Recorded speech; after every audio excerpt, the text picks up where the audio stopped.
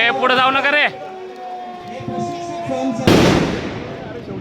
प्रत्येक वेळेस आपल्या एरियामध्ये असतात आणि ते प्रशिक्षित असल्यामुळे ते आपल्या इथील जे जखमी नागरिक आहेत तर त्यांचं संरक्षण करतात.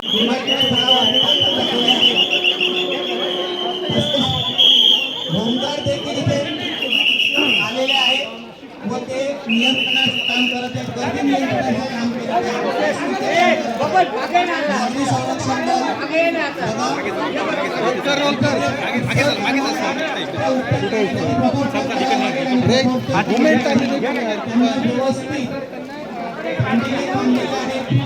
संरक्षण नाशिकमध्ये मॉकड्रिल होत आहे. आपण प्रत्येक पोस्टवर नेण्याचं काम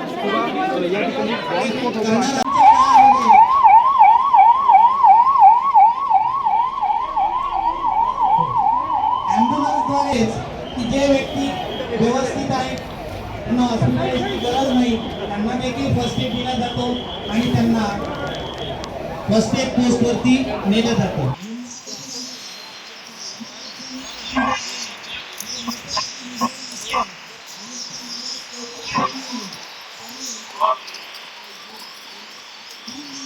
आधी तिथे आग नियंत्रणाचं काम करत आहे.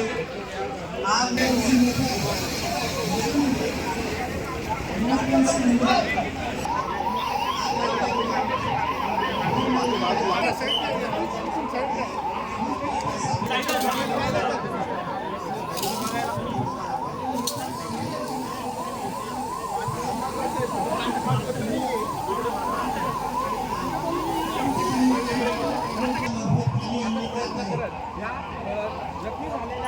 या पद्धतीने आपण नियंत्रण करू शकतो. घटनास्थळावर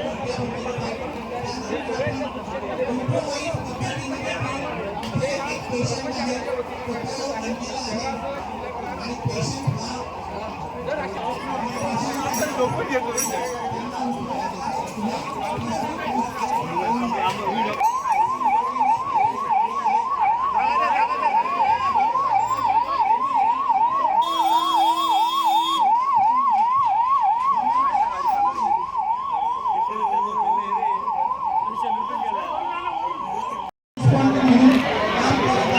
मोबाईल मोबाईल ये मागे ना.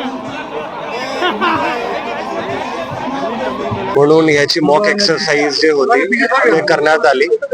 सर्वप्रथम तर 4:30 वाजता जिल्हाधिकारी कार्यालय आणि जे व्हेन्यू होता म्हणजे आज जिथे मॉक एक्सरसाइज ठेवली होती KTHM कॉलेज जिथे एअर रेड झाली त्या जागावर सर्वप्रथम तर जे सायरन आहे ते वाजवण्यात आला. त्याची एफिशियन्सी चेक करण्यात आली.